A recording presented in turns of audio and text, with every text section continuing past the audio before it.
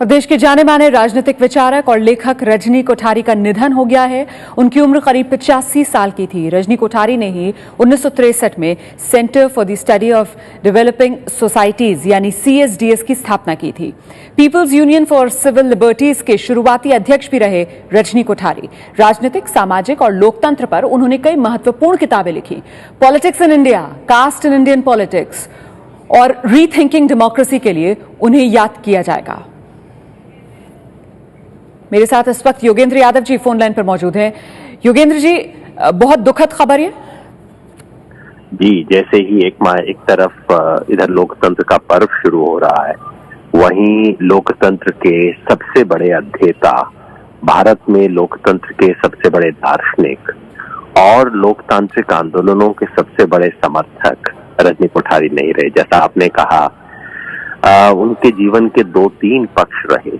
एक तो भारतीय लोकतंत्र, भारतीय राजनीति के बारे में उन्होंने जो लिखा वो मील का पत्थर है। आज भी भारतीय राजनीति में जो कुछ लिखा जाता है वो रजनी कोठारी की पुस्तक पॉलिटिक्स इन इंडिया से शुरू होता है।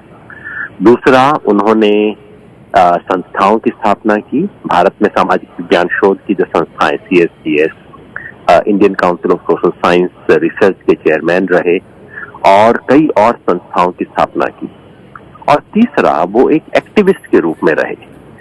1984 का जो नरसंहार हुआ था दिल्ली में, उसके बारे में देश की जनता के सामने सच लिखने वाली रिपोर्ट के लेखक रजनी कोठारी थे, जिसने पहली बार उन दंगों की असलियत देश के सामने रखी। People's union of civil liberties में रहे और देश के तमाम जन आंदोलनों के मित्र रहे, उनके दार्शनिक रहे, उनके हमसफर रहे जी। उनका जाना देश के लिए, लोकतंत्र के लिए बहुत बड़ा धक्का है। बहुत बहुत शुक्रिया हमसे बात करने के लिए। भारतीय लोकतंत्र को मजबूत करने के लिए जिस तरीके का योगदान रजनी कोठारी का रहा है, उसे हमेशा हमेशा याद रखा जाएगा।